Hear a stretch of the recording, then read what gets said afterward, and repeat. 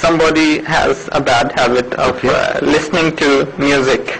Okay. My question is, what is the status of You see, it all depends music? on, I mean, this is what you call a bad habit. It all depends on the degree of the habit and the nature of the music. If, you see, the music in itself as a whole cannot be dubbed as bad. Even the wine is not dubbed by the Quran as totally bad. Even juggling and these things are not dubbed as entirely bad. What is described, the principle described is that a thing which has overwhelmingly or more than 50% bad in it should be abandoned and rejected. A thing which has less than 50% bad things, its better things should be utilized and the bad things should be avoided. This is the principle, okay? Now music falls in the no man's land, in fact. It is neither forbidden entirely nor permitted without any conditions. We know at the time of Hazrat Muhammad Rasulullah when he walked into Medina, the ladies of Medina welcoming him sang a song of welcome, plus they beat on the drum. This is called daf. Now, that was a sort of music available to the Arabs. Nobody can say it was not music. But this was not the practice of Rasulullah to permit the companions to go on enjoying music, revelries and music, sessions, and to be given up to music. That was not their habit. Instead, they enjoyed recitation of the Quran or listening to the good verses and meaningful verses of great poets. But gradually their taste was developed and they shifted from poetry to the Quran ultimately. So it requires some time of patience to improve the quality of your taste.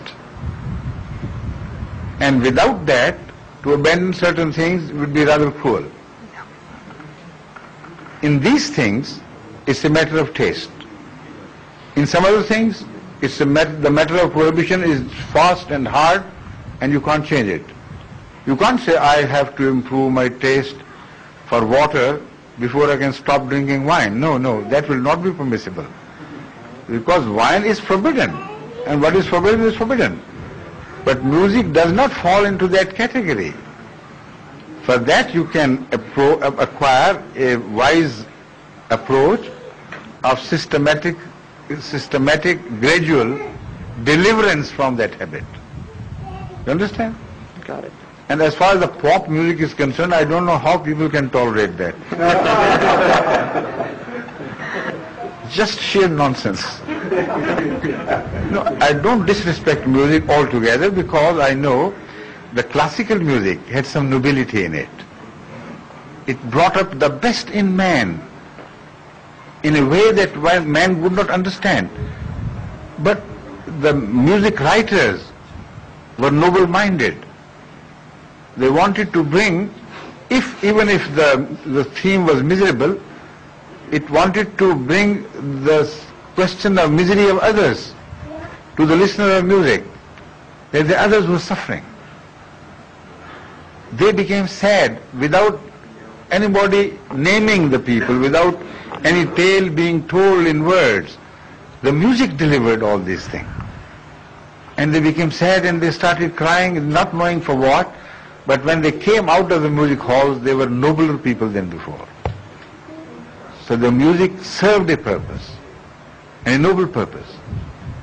Here, in the pop music, when the people leave that hall, they leave with some sort of madness and craving for something they cannot have. And for that even they have to go to kill others or mug others for some drug or something. That elation, artificial elation, requires further help of drugs. So what the taste left behind by this modern so-called music is ugly and evil. And the society under this influence